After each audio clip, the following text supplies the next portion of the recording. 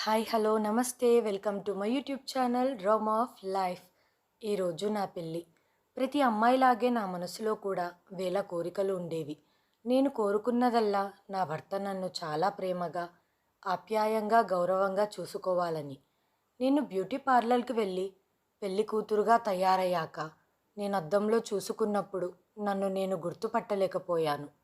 నా భర్త నన్ను ఇష్టపడాలని మరియు నా జీవితాంతం గౌరవంగా మరియు ప్రేమగా ఉంచాలని నేను హృదయపూర్వకంగా దేవుణ్ణి ప్రార్థించాను. పార్లర్ లేడీ నన్ను రెడీ చేయగానే, "ఈరోజు నువ్వు చాలా అందంగా కనిపిస్తున్నావు. నిన్ను చూడగానే నీ భర్తకు మతిపోతుంది. నిన్ను చూసి పిచ్చివాడైపోతాడు" అని చెప్పింది. ఇది విని నాకు సిగ్గేసింది. నేను నా స్నేహితులతో కలిసి పార్లర్ నుండి మ్యారేజ్ హాల్ వైపు వెళ్తుండగా సిగ్నల్ దగ్గర కారు ఆగింది. టైంపాస్ చేద్దామని చుట్టూ చూడ్డం మొదలుపెట్టాను. మా పక్కన ఉన్న కారులో వ్యక్తిని చూడగానే నాకు చాలా ఆశ్చర్యం కలిగింది. మా పక్కన పార్క్ చేసిన కారులో ఒక అబ్బాయి మరియు అమ్మాయి కూర్చొని ఉన్నారు. ఆశ్చర్యకరమైన విషయం ఏమిటంటే, ఒక అమ్మాయి అబ్బాయి కూర్చోవడం కాదు, ఆ అమ్మాయి ఎవరో కాదు, నా ఆడబిడ్డ. నా ఆడబిడ్డ ఈ సమయంలో కళ్యాణ మండపంలో కదా ఉండాల్సింది. ఎందుకంటే మా అమ్మ నాకు ఫోన్ చేసి పెళ్ళి ఊరేగింపు వస్తుందని చెప్పింది. ఈ సమయంలో ఈ అబ్బాయితో ఇక్కడేం చేస్తుంది? మరి ఈ అబ్బాయి ఎవరు? ఆ సమయంలో నా ఆడబిడ్డ జీన్స్ టీషర్ట్ వేసుకొని హాయిగా కూర్చున్న తీరు చూస్తే నా ఆడబిడ్డకు పెళ్ళికి వచ్చే ఉద్దేశం లేదని స్పష్టంగా అర్థమవుతుంది. నేను ఆశ్చర్యంగా కళ్ళు తెరిచి ఆ కారు వైపు చూస్తున్నాను. అప్పుడు సడన్గా సిగ్నల్ పడడంతో బహుశా తను కూడా నన్ను చూసి ఉంటుందనుకున్నాను. ఎందుకంటే ఇప్పుడు కార్ వేరే రూట్లో వెళ్ళింది. నేను చాలా టెన్షన్ పడ్డాను. అదే దారిలో కళ్యాణ మండపానికి చేరుకున్నాను. ఊరేగింపుతో పెళ్లి కొడుకు వాళ్ళు కళ్యాణ మండపానికి వచ్చారు. పెళ్లి ఆచారాలు మొదలయ్యాయి. నేను మాత్రం నా ఆడబిడ్డ కోసం వెతుకుతున్నాను. కానీ ఆమె నాకు ఎక్కడా కనిపించలేదు. దీని అర్థం ఇదే, నా కళ్ళు నన్ను మోసం చెయ్యవు. నేను తనని నిజంగా చూశాను. మా పెళ్ళి కూడా జరిగిపోయింది. నేను నా భర్తతో అన్నాను, "మీ చెల్లెల్ని పిలవండి." ఆమె నన్ను విష్ కూడా చెయ్యలేదు. నా భర్త సరే అని నేను ఆమెను వెతికి తీసుకువస్తాను. ఆమె ఇక్కడే ఎక్కడో అతిథుల మధ్య కూర్చొని ఉంటుంది. ఆమె అక్కడ ఉండదని నాకు పూర్తి నమ్మకంగా ఉంది. కానీ ఆమె నా భర్తతో రావడం చూసి నా ఆశ్చర్యానికి అవధుల్లేవు. ఆ సమయంలో ఆమె వేరే అమ్మాయిలా కనిపించింది. అందమైన లెహంగా ధరించి, చేతులకు మ్యాచింగ్ బ్యాంగిల్స్తో, పూర్తి మేకప్తో ఆ కారులో ఉన్నది ఆమెనా లేదా మరెవరోనా అనిపించి నా గుండెల్లో ఏదో సందేహం. కానీ మా ఆడబిడ్డని ప్రశ్నించడానికి, సమాధానం చెప్పడానికి ఇది సరైన సమయం కాదు. అందుకే నేను ఆమెను చిరునవ్వుతో కలవడం ప్రారంభించాను. కానీ నా హృదయంలో సందేహం స్థిరపడింది. నా అప్పగింతలప్పుడు, "అన్నయ్య, మీరు మీ భార్యతో ఒక కారులో వెళ్ళండి, నేను మరొక కారులో వస్తాను" అని చెప్పడం ప్రారంభించింది. మా ఆడబిడ్డ అవతలి కారు వైపు వెళ్ళేలోపే నా భర్త వేగంగా వెళ్ళి ఆమె చెయ్యి పట్టుకొని అదే కారులో కూర్చోబెట్టి, "నీకు తెలుసు కదా, 2 నిమిషాలు కూడా నువ్వు నా కంట పడకుంటే నేను ఉండలేనని. నువ్వు నా నుంచి దూరంగా వెళ్ళిపోతే నాకు నీ గురించి దిగులు మొదలవుతుంది" అని మా ఆడబిడ్డను కారు లోపల కూర్చోబెట్టాడు. మా ఆడబిడ్డ నవ్వుతూ కారులో కూర్చుంది. ఆ అన్న చెల్లెళ్ళు కళ్ళతో మాట్లాడుకునే ఆ భాషను అర్థం చేసుకోవడానికి ప్రయత్నించాను. కానీ నా ప్రయత్నం విఫలమయ్యింది. ఇంటి ముందు కారు ఆగింది. మా ఆడబిడ్డ నన్ను గదిలోకి దింపడానికి వచ్చి నన్ను మంచం మీద కూర్చోబెట్టి, "వదినా, ఈరోజు రాత్రి అన్నయ్యని ఈ గది నుండి బయటికి వెళ్ళనివ్వకు, లేకుంటే నువ్వు చాలా పశ్చాత్తాపపడతావు" అంటూ ఆమె వింత మాటలకు నేను నివ్వెరపోయాను. కానీ ఆమె ఏమీ చెప్పలేక మౌనంగా ఉండిపోయింది. తన మాటలు విని నేను అనుకున్నాను, ఈమెకేమైనా పిచ్చా? అయినా పెళ్ళైన మొదటి రాత్రి భార్యను విడిచిపెట్టి ఏ భర్త అయినా ఎక్కడికి వెళ్తాడు? నా ఆడబిడ్డ నా వైపు వింతగా చూసి వెళ్ళిపోయింది. కాసేపటికి నా భర్త లోపలికి హడావిడిగా వచ్చాడు. అతను గది లోపలికి రాగానే అతను కబోర్డ్ నుండి ఒక బాక్స్ తీసి నాకు ఇచ్చి, "ఇందులో నీకోసం ఒక గిఫ్ట్ ఉంది. ఇప్పుడు నేను బయలుదేరుతున్నాను. ఉదయం మనం మాట్లాడుకుందాం" అని ఈ మాట చెప్పి వెళ్ళిపోయాడు. ఒక్కసారిగా నేను షాక్ అయి కూర్చున్నాను. ఇదంతా చాలా త్వరగా జరిగిపోయింది. ఏమీ మాట్లాడే అవకాశం కూడా లేదు. ఒక్కసారిగా మా ఆడబిడ్డ మాటలు గుర్తొచ్చాయి. నీ భర్తను నీ దగ్గరే ఉంచుకో. అతన్ని ఎక్కడికి వెళ్ళనివ్వకు అని చెప్పింది. అంటే ఆమెకి ఈ విషయం ముందే తెలుసు. ఈ రాత్రికి కూడా నా భర్త బయటికి వెళ్ళబోతున్నాడని, నాతో రాత్రి గడపడం లేదని, ఈ ప్రశ్నలన్నీ నా మనసులో సందేహాలను సృష్టిస్తున్నాయి. నా విషయంలో ఏదైనా తప్పు జరగడం లేదు కదా? ఈ కుటుంబం గురించి నాకు అంత బాగా తెలియదు. నేను మా ఆడబిడ్డను 2 సార్లు మాత్రమే కలిశాను. ఇంకా ఆమె నాకు అర్థం కాలేదు. మరోవైపు అజయ్. ఈ సమయంలో అతను నా దగ్గర ఉండాలి. ఈరోజు మా తొలి రాత్రి. అతను నాతో ప్రేమ మరియు ఆప్యాయత గురించి మాట్లాడాల్సిన వాడు. కానీ అతడు నన్ను విడిచిపెట్టి ఎక్కడికి వెళ్ళాడు? ఈ పెళ్లి సంబంధం మా అమ్మ వాళ్ళ అక్క తీసుకువచ్చింది. మా అమ్మ నాకు ఎలాంటి చోట ఇచ్చి పెళ్లి చేయాలనుకుందంటే, అత్తామామల నుంచి ఎలాంటి గొడవలు లేని కుటుంబం నుంచి కావాలని కోరుకుంది. మా బంధువులలో నాకు వరసయ్యేవారు ఎవ్వరూ లేరు. సమీప ప్రాంతాల నుంచి ఎన్ని సంబంధాలు వచ్చినా వారందరినీ మా అమ్మ స్వయంగా నిరాకరిస్తూనే ఉండేది. ఎందుకంటే నేను నా కుమార్తెను ఒక్క అబ్బాయి మాత్రమే ఉన్న కుటుంబంలో ఇచ్చి వివాహం చేస్తాను. తద్వారా నా కూతురే రాజ్యమేలుతుంది. మా అమ్మ 25 సంవత్సరాలు ఉమ్మడి కుటుంబంలో గడిపింది మరియు ప్రతిరోజు గొడవలు జరుగుతూనే ఉంటాయి. మా నానమ్మ మరియు మా అత్త కారణంగా ఆ ఇంట్లో నివసించిన అన్ని సంవత్సరాలు మా అమ్మ జీవితం నరకంగా ఉండేది. మేము మానసిక విశ్రాంతిని పొందలేకపోయాము. అప్పుడప్పుడు మా అత్త లేదా మామ వచ్చేవారు, లేదా మా చిన్నాన్న వచ్చి చిన్న చిన్న మాటలకి కూడా పెద్ద సమస్యను సృష్టించి ఇంట్లో గొడవలు చేసేవారు. దీని నుంచి తప్పించుకోవడానికి మా అమ్మ మా నాన్నని వేరే కాపురం పెట్టమని పట్టుపట్టింది. కానీ మా నాన్న తన వాళ్ళని విడిచిపెట్టడానికి ఇష్టపడలేదు. కానీ ఒకరోజు మా నాన్నే స్వయంగా ఇంటిని విడిచిపెట్టాలని నిర్ణయించుకున్నారు. ఆ రోజు మా అక్క పెళ్లి విషయం మాట్లాడడానికి కొంతమంది వచ్చారు. ఈ విషయం మా అత్తమామలకు తెలియక అనుకోకుండా వాళ్ళు ఇంట్లో గొడవలు మొదలుపెట్టారు. మా అక్క మీద గట్టిగా అరుస్తూ లేనిపోని తప్పుడు ఆరోపణలు చేశారు. మా అక్కని చూడడానికి వచ్చిన వాళ్ళు చాలా మంచి ఉన్నత స్థాయిలో ఉన్నవాళ్ళు. మా నాన్నకు అక్కను వారింటికి ఇవ్వాలని చాలా ఆశగా ఉండేది. కానీ వారికి మా ఇంటి వాతావరణం నచ్చలేదు అని సంబంధం నిరాకరించారు. ఆ రోజు మా నాన్న నిశ్చయించుకున్నారు వేరేగా ఉండాలని. మేము అద్దె ఇంటికి షిఫ్ట్ అయిపోయాము. కొంతకాలానికి మా అక్కకు మంచి సంబంధం చూసి పెళ్లి చేశాము. వాళ్ళది కూడా చాలా పెద్ద ఫ్యామిలీ. మా అక్క ఎప్పుడూ బాధపడుతూ ఉండేది, వాళ్ళందరికీ చాకిరీ చేయలేకపోతున్నాను అని. అందుకే అమ్మ నా పెళ్ళి ఒక చిన్న కుటుంబంతో చేయాలనుకుంది. అబ్బాయి ఒక్కడే ఉంటే కుటుంబం బాగుంటుందనుకుంది. కానీ నాన్నగారు ఒక అబ్బాయి ఉంటే అతని మీద ఎలా నమ్మకం పెట్టుకోగలం? ఆ ఇంట్లో అమ్మా నాన్న, అక్క చెల్లి, అన్న తమ్ముడు అందరూ ఉన్నట్లయితే ఆ అబ్బాయి మీద అందరి చూపు ఉంటుంది. అతను చెడుదారి పట్టే అవకాశం ఉండదు. ఒంటరిగా ఉన్నవాడు ఆవేశంతో ఆలోచన లేకుండగా తొందరగా తప్పుదారి పడతాడు. కానీ కుటుంబంతో కలిసి ఉన్నవాడు స్థిమితంగా ఉంటాడు. ఒంటరిగా ఉండే అబ్బాయిని నమ్ముకొని మన అమ్మాయిని ఇవ్వలేము అని అన్నారు. కానీ మా అమ్మ ఏం ఆలోచించిందో దాన్నే చేయడానికి నిశ్చయించుకుంది. అదేవిధంగా పూర్తి చెయ్యాలనుకుంది. అంతలో ఒక సంబంధం వచ్చింది. అబ్బాయికి ఒక చెల్లి మాత్రమే ఉంది. వాళ్ళు మంచి ధనవంతులు. అమ్మకి ఈ సంబంధం బాగా నచ్చింది. కాబట్టి మ్యారేజ్ బ్రోకర్కి ఎలాగైనా సరే ఈ సంబంధం ఖాయం చెయ్యండి అని చెప్పింది. నా తలరాతలో ఇదే రాసి పెట్టుందేమో. అందుకే అదే పెళ్లి కొడుకుతో నా పెళ్లి జరిగింది. నేను ముందే అమ్మకు చెప్పాను, వీళ్ళు మనకు పరిచయస్తులు కాదు, వీళ్ళ గురించి బాగా తెలుసుకోండి అని. కానీ అమ్మ చెప్పింది, నేను అంతా తెలుసుకున్నాను, పెళ్లి కొడుకు చాలా మంచివాడు అని. నేను చాలా కంగారు పడుతున్నాను. కారణం, పెళ్ళైన మొదటి రాత్రి అజయ్ నన్ను వదిలేసి బయటికి వెళ్ళాడు. అజయ్ ఇంటికి రాకుండా ఏం తప్పుడు పని చేస్తున్నారు? అతనికి ఏమైనా వేరే ఆడవాళ్లతో సంబంధాలున్నాయా? పెళ్ళైన మొదటి రాత్రంతా ఇదే ఆలోచనలతో ఎంతో కంగారుగా గడిచిపోయింది. నేను రాత్రంతా అతని కోసం వేచి చూశాను.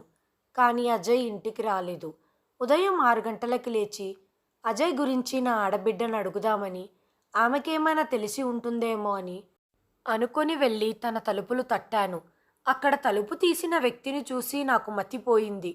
ఆ తలుపు తీసింది ఎవరో కాదు, నా భర్త అజయ్. అతన్ని చూసిన వెంటనే నాకు చాలా కోపం వచ్చింది. అజయ్ రాత్రంతా చెల్లెలి గదిలోనే ఉన్నాడా అని ఆశ్చర్యపోయాను. నేను కోపంగా ఏమీ చెప్పకుండా నా గదిలోకి వెళ్ళిపోయాను. నాకు చాలా కోపం వస్తుంది. అయినా తన చెల్లెలి గదిలో రాత్రంతా ఎందుకున్నారు? నేను తప్పుగా ఆలోచించకూడదు. తప్పుడు ఆలోచనను నా మది నుండి ఎంత తీసేయాలి అని అనుకున్నాను. అయినా కూడా అక్కడ చూసిన సన్నివేశం నాలో అనుమానాన్ని రేకెత్తిస్తున్నాయి. అజయ్ వెంటనే నా వెనక వచ్చారు. నా చెల్లెలకు ఆరోగ్యం బాగాలేదు. తనకి కొంచెం మతి చెలించింది. రాత్రుల పూట ఉన్నట్టుండి ఏడుస్తుంది. తనను తాను ఏమన్నా చేసుకుంటుంది అనే భయంతో నేను తన దగ్గరే పడుకున్నాను. ఈ మాటలు విని నేను చెల్లెల్ని ఇంతగా ప్రేమించే చూసుకునే వ్యక్తి గురించి అనుమానపడి ఎంత తప్పుగా ఆలోచించానని లోపల బాధపడ్డాను. కొంతసేపటికి నా ఆడబిడ్డ కూడా నిద్రలేచింది. రోజంతా తను నాతోనే ఉంది. ఇంట్లో బంధువులంతా ఉన్నారు. పెళ్ళికి సంబంధించిన కొన్ని కార్యక్రమాలు జరిగేదుంది. నా ఆడబిడ్డ అందరితో నవ్వుతూ మాట్లాడుతుంది. తనని చూస్తే మతిస్థిమితం లేని అమ్మాయిలా కనపడదు.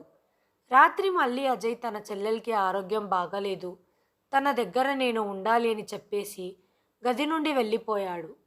నేను ఆలోచిస్తున్నాను, అజయ్ తన చెల్లెలకు బాగోగులు చూసుకోవాలనుకున్నప్పుడు నన్ను ఎందుకు పెళ్లి చేసుకున్నాడు? ఇలా ఎన్ని రోజులు అతడు తన చెల్లెల గదిలో వెళ్ళి పడుకుంటాడు? నేను ఇంటికి కొత్తగా వచ్చిన కోడల్ని. నాకు కూడా కొన్ని కోరికలు ఆశలు ఉంటాయి. కానీ అజయ్కి ఇవేం పట్టలేదు. మరుసటి రోజు రాత్రి కూడా ఇదే జరిగింది. రాత్రి 12 అయినా నాకు నిద్ర పట్టలేదు. నాకు కోపం వచ్చింది. రాత్రి వెళ్ళి నా ఆడబిడ్డ రూమ్ తలుపులను తట్టాను. కానీ వాళ్ళు తలుపులు తీయలేదు.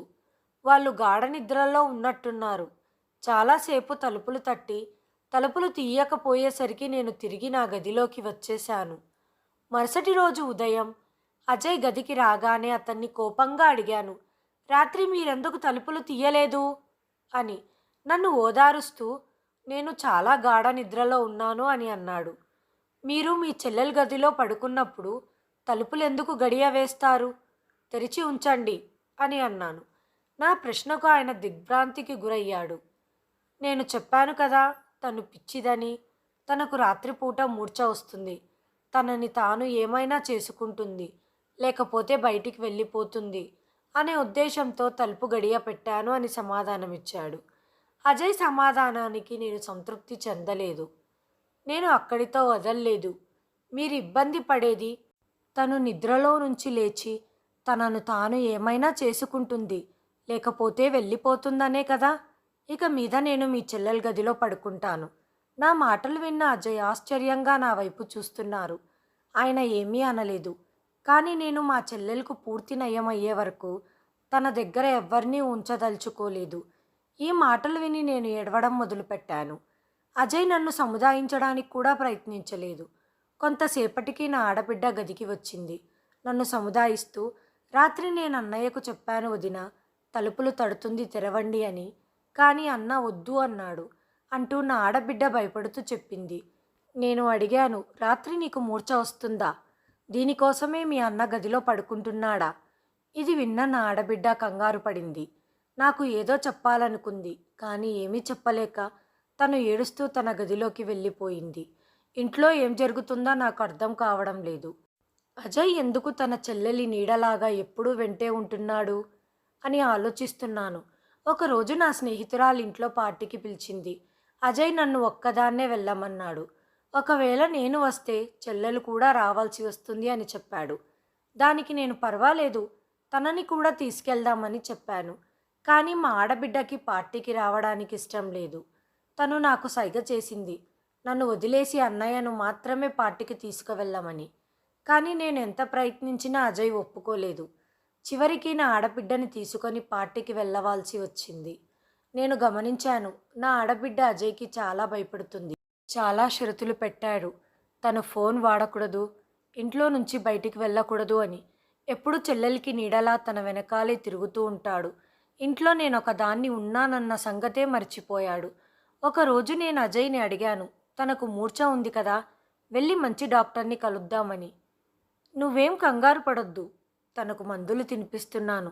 తన చికిత్స సక్రమంగా జరుగుతుంది" అని అదే సమాధానం ఇచ్చాడు.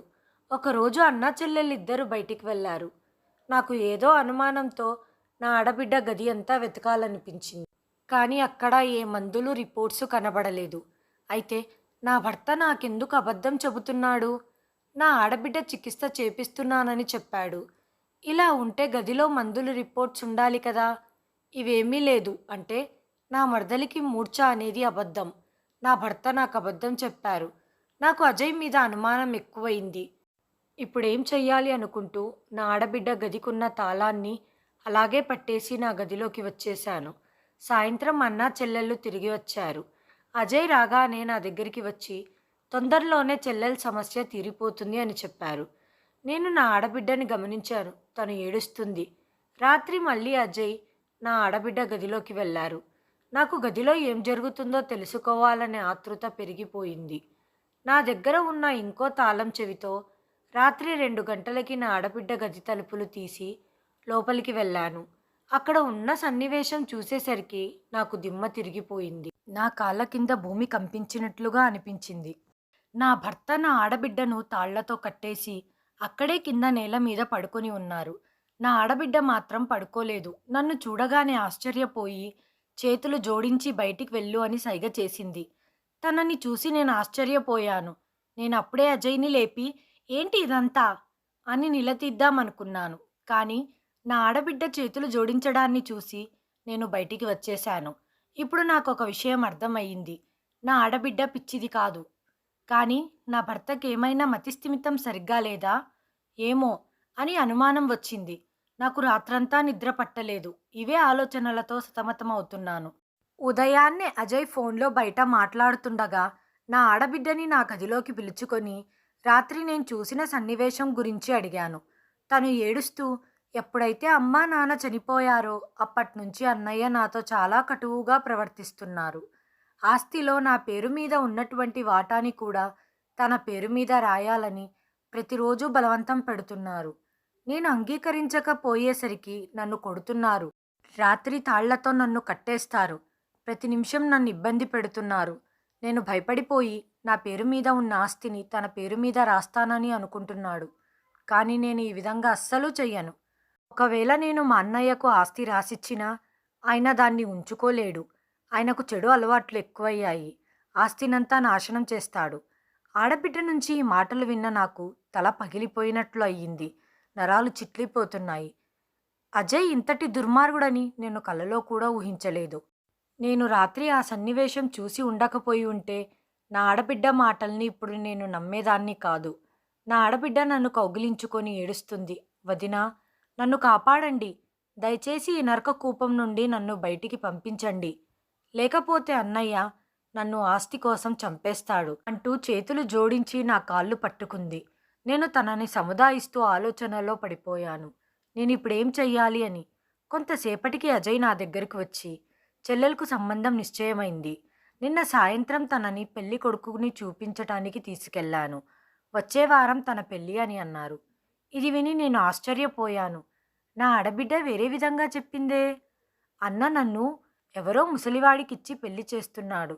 ఫలితంగా అతని దగ్గర నుంచి డబ్బు తీసుకుంటున్నాడు అని. కానీ అజయ్ ఏమో ఒక అబ్బాయిని చూశాను అంటున్నాడు. ఇక్కడేం జరుగుతుందో అర్థం కావట్లేదు అనుకుంటుండగా నేను నా చెల్లెల్ని చాలా ప్రేమిస్తున్నాను. అమ్మా నాన్నలు చనిపోయిన తర్వాత మేమిద్దరం ఒకరికొకరు తోడుగా ఉన్నాము. తనకు ఒక మంచి సంబంధం చూసి పెళ్లి చేస్తే అమ్మా నాన్నకు ఇచ్చిన మాట పూర్తవుతుంది. నా బాధ్యత నుంచి నేను విముక్తి పొందుతాను. ఇది విన్న నాకు ఏం మాట్లాడాలో అర్థం కాలేదు. అజయ్ తన చెల్లెల్ని ఎంతో ప్రేమిస్తున్నానని ఎంత సులభంగా అబద్ధం చెబుతున్నాడు. నాకు ఎవరు నిజం చెబుతున్నారో ఎవరు అబద్ధం చెప్తున్నారో అర్థం కావడం లేదు. వీళ్ళిద్దరూ చాలా విచిత్రంగా ఉన్నారు. వీళ్ళలో ఎవరు నిజము ఎవరు అబద్ధమో నేను నిర్ధారించలేకపోతున్నాను. ఆకాష్ ఆ కుర్రవాణ్ణి ఫోటో కూడా చూపించాడు. అతను చాలా అందంగా ఉన్నాడు. మరియు యువకుడు 22 నుంచి 23 ఏండ్లు ఉంటాయి. ఇదే మాట తన ఆడబిడ్డకు చెప్పినప్పుడు తను ఏడుస్తూ, లేదు వదినా, అన్నయ్య ఒక 50 ఏళ్ల ముసలోడితో నాకు పెళ్లి చేయబోతున్నాడు. అతను అన్నయ్య బిజినెస్‌కు కావాల్సిన డబ్బులు సమకూరుస్తానని చెప్పాడు. పెళ్లి పేరుతో అన్నయ్య నన్ను అమ్మేస్తున్నాడు అంటూ నన్ను పట్టుకొని ఏడుస్తూ తనకు సహాయం చేయాలని అర్థిస్తుంది. నేనేం సహాయం చేయగలను? నాకేం అర్థం కావడం లేదు. నాకు పెళ్ళై ఎక్కువ సమయం కూడా కాలేదు. నన్ను ఈ ఇంట్లో నుంచి బయటికి పంపించు చాలు అని ఏడుస్తూ అభ్యర్థించింది. అలాగే ఇంటి నుంచి బయటికి పంపిస్తే నువ్వెక్కడికి వెళ్తావు? నాకు ఒక లాయర్ స్నేహితురాలు ఉంది. తన దగ్గరికి వెళ్తాను. తను నాకు సహాయం చేస్తుంది. నా దగ్గర ఫోన్ కూడా లేదు. ఉండి ఉంటే ఈ పాటికి తనకు ఫోన్ చేసేదాన్ని. స్నేహితురాలితో మాట్లాడుతానంటే నా ఫోన్ ఇచ్చాను. ఆమె నా ముందు తన స్నేహితురాలితో మాట్లాడింది. కానీ ఆమెతో ఎక్కువ మాట్లాడలేదు. 2, 3 నిమిషాలు మాత్రమే మాట్లాడింది. మా వదిన నన్ను ఎలాగో అలాగా ఇంట్లో నుంచి బయటికి పంపిస్తాను అంది. నేను మీ ఇంటికి వస్తాను.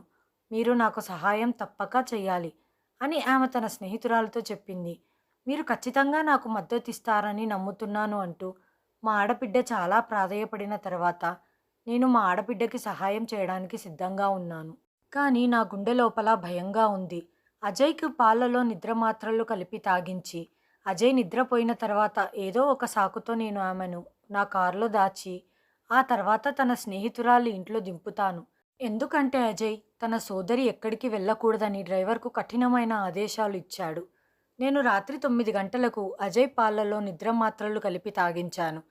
కేవలం అరగంటలోపే అజయ్ నిద్రలోకి జారుకున్నాడు. ఇదే మంచి అవకాశంగా భావించి నేను మా ఆడబిడ్డని వెళ్ళి కారు వెనుక సీట్లో దాక్కోమని చెప్పాను. మా అమ్మకు ఆరోగ్యం బాగాలేదు. అందుకే మా అమ్మగారి ఇంటికి వెళ్తున్నాను. గేటు తెరవమని వాచ్‌మ్యాన్‌తో చెప్పాను. వెంటనే వాచ్‌మ్యాన్ గేట్ తెరిచాడు. నేను కారుని రోడ్డు మీదికి తెచ్చాను. మరి కొద్దిసేపటికి మేము ఒక ఇంటి ముందు నిలబడ్డాము. వదినా, నువ్వు ఇంటికి వెళ్ళు, లేకుంటే ఇరుక్కుపోతావు అని మా ఆడబిడ్డ చెప్పడం ప్రారంభించింది. కానీ నేను తనని పూర్తి భద్రతతో ఇంటి లోపల వదిలేయాలనుకున్నాను. మరియు నేను తన స్నేహితురాల్ని కలుసుకొని నా ఆడబిడ్డ బాగోగులు చూసుకోవడమే నా ఉద్దేశమని చెప్పి నేను అక్కడి నుండి నేరుగా మా ఇంటికి వెళ్ళి నా భర్త గురించి మొత్తం నిజం నా తల్లిదండ్రులకు చెప్పాలని అనుకున్నాను. తన చెల్లెల్ని సరిగ్గా చూసుకోలేనివాడు నన్నెలా చూసుకోగలుగుతాడు అని ఆలోచిస్తూ నేను కారు దిగాను. హఠాత్తుగా ఒక అబ్బాయి గేటు తెరిచి బయటికి వచ్చాడు. అబ్బాయిని చూసి నేను షాక్ అయ్యాను. అదే అబ్బాయి మా పెళ్లి రోజు ఆడబిడ్డతో చూశాను. నా ఆడబిడ్డ కిందికి దిగి, వదినా, ఇతను మా ఫ్రెండ్ వాళ్ళ అన్నయ్య. నేను లోపలికి వెళ్తాను. మీరు ఇంటికి వెళ్ళండి అని చెప్పింది. నా మనసేదో కీడు శంకించింది. వెంటనే నేను నా ఆడబిడ్డని, నువ్వు కారులో కూర్చో, మనం వెళ్దాం అని చెబుతూ తన చెయ్యి పెట్టుకున్నాను. ఎప్పుడైతే నా ఆడబిడ్డ తన చెయ్యిని గట్టిగా వదిలించుకొని విడిపించుకుందో నా నెత్తి మీద పిడుగు పడినట్లు అయ్యింది. వెంటనే అబ్బాయి దగ్గరికి వెళ్ళి నిలబడింది. వదినా, నన్ను క్షమించండి. నేను మీతో తిరిగి రాలేను. నేను ఈ అబ్బాయిని ప్రేమిస్తున్నాను. ఇతని కోసమే నేను మీతో అబద్ధం చెప్పి ఇక్కడికి వచ్చేలా చేశాను. నా ఆడబిడ్డ ఇంకా మాట్లాడేలోపు ఆ అబ్బాయి తనని వెనక్కి లాగి నా ముందుకు వచ్చి విచిత్రంగా నవ్వుతూ, నాకు మీ వదిన బాగా నచ్చింది. ఒకరికి ఇంకొకరు ఫ్రీగా వచ్చారు. ఈ మాటలు విని భయపడ్డాను. నా ఆడబిడ్డ ఆశ్చర్యపోయి చూస్తూ ఉంది. అతను అలాగే నవ్వుతూ, నువ్వెప్పుడు వస్తావా, నా దాహాన్ని ఎప్పుడు తీరుస్తావా అని వేచి చూస్తున్నాను. ఇప్పుడు నీతో పాటు నీ వదిన కూడా ఇరుక్కుంది. అతను ఆ విధంగా చెప్తుండగా నేను కారు దిగి నా ఆడబిడ్డను కారులో కూర్చోపెట్టడానికి ప్రయత్నిస్తుండగా ఆ అబ్బాయి నా చెయ్యి పట్టుకొని ఇంట్లోకి లాక్కెళ్ళడానికి ప్రయత్నించాడు. నా ఆడబిడ్డ కోపంగా ఆ అబ్బాయి ముఖం మీద లాగి పెట్టి ఒక చెంపదెబ్బ వేసింది. ఒరేయ్ దుర్మార్గుడా, నువ్వు నన్ను మోసం చేశావు. నీలాంటి వాడి కోసం ఎంతో ప్రేమించే మా అన్నయ్యని కూడా మోసం చేశాను. ఎప్పుడైతే నా ఆడబిడ్డ అతనికి చెంపదెబ్బ కొట్టిందో ఆ అబ్బాయి వెంటనే ఫోన్ చేసి ఇంకో 2 అబ్బాయిల్ని అక్కడికి పిలిపించుకున్నాడు. వాళ్ళని చూస్తే చాలా దుర్మార్గుల్లాగా కనిపించారు. నేను ఇక్కడికి వచ్చి చాలా పెద్ద తప్పు చేశాను అని అనుకున్నాను. వాళ్ళు నన్ను నా ఆడబిడ్డను ఇంట్లోకి లాక్కెళ్ళడానికి ప్రయత్నిస్తున్నారు. అదే సమయంలో పోలీసుల సైరన్ వినబడింది. పోలీసులతో పాటు నా భర్త అజయ్ రావడం గమనించాను. నాకు ప్రాణం లేచి వచ్చినట్లు అనిపించింది. ఆ దేవుడికి ధన్యవాదాలు తెలుపుకున్నాను. పోలీసులు వచ్చి వాళ్ళని అరెస్టు చేసి తీసుకెళ్లారు.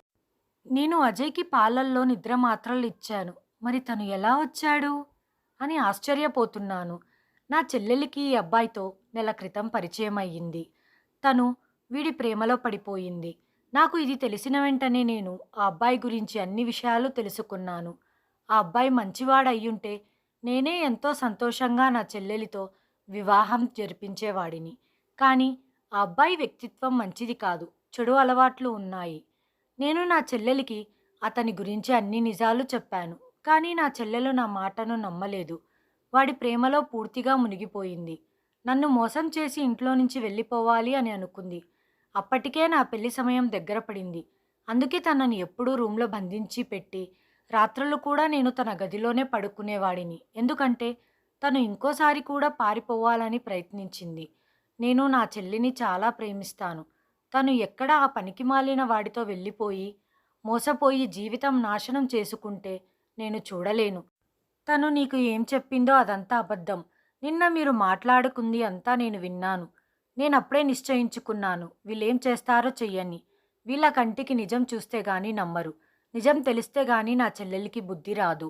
ఒక వ్యక్తికి ఎప్పుడైతే ఎదురుదెబ్బ తగులుతుందో అప్పుడే సరైన దారిలో వస్తాడు.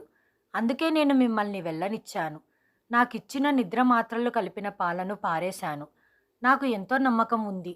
ఇక్కడ ఏదో జరగబోతుందని. అందుకే నేను పోలీసులను వెంటబెట్టుకొని వచ్చాను.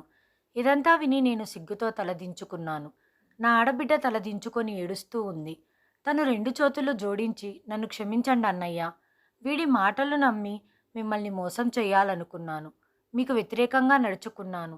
నా ఆడబిడ్డ నన్ను కూడా క్షమించమని వేడుకుంది. తను నిజం తెలుసుకొని పశ్చాత్తాపపడుతుందని నేను, అజయ్ తనని క్షమించాము.